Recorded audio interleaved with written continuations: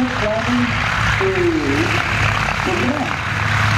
For our British Airways, Boeing 747 Combo Captain, and now flying instructor at Shoreham.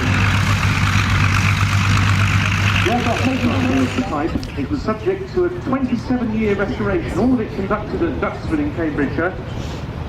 It's been owned by David and Mark Miller since 1986 and is a regular sight at vintage aircraft events and air displays around the UK.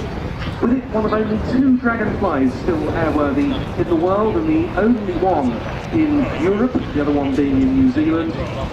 And they're shortly to put on a very elegant tail chase type display for us to continue this tribute to de Havilland.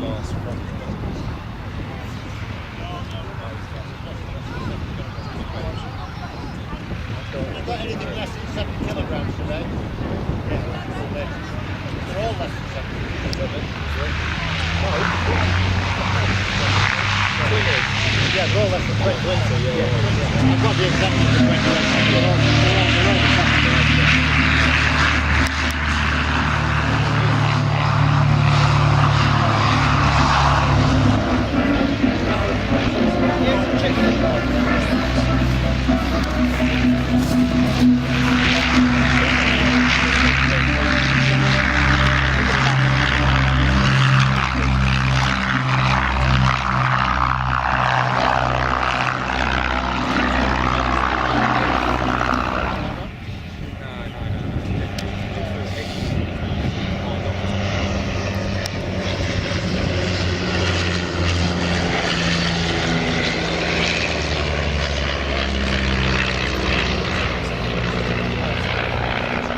The Rapide was a mainstay of many famous pre-war British airlines, the likes of Shoreham Airways and Railway Air Services.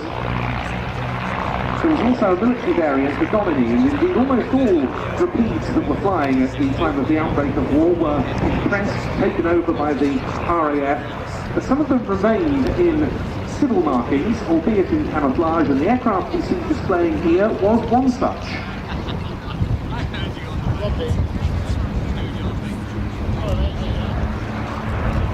Yeah, all good. Exactly what you had from the electronic version, the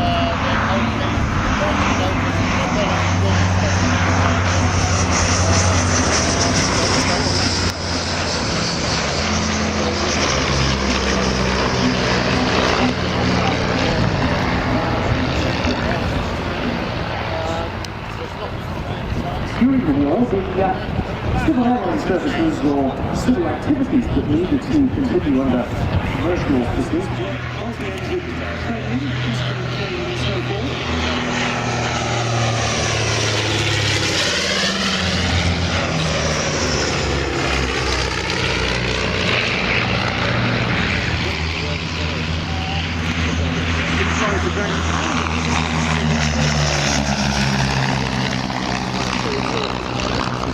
For us, the great polymath of the display circuit. But in first comes the camouflaged Dragon Rapide, owned by David and Mark Miller.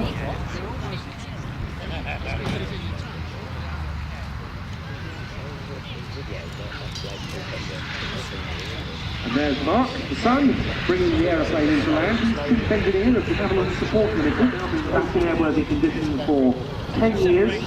And in 2005, you may recall there was a big flypast over London to mark the 60th anniversary of VE and DJ Day. Well, that Rapide, flown on that occasion by Lee Proudfoot, led that flypast.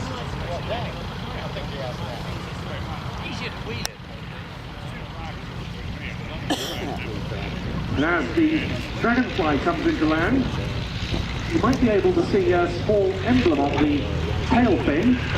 That's the emblem of number 601 Squadron, a Royal Auxiliary Air Force unit, and the reason for that is that the aircraft's former owner, Paul Norman, served on that auxiliary squadron.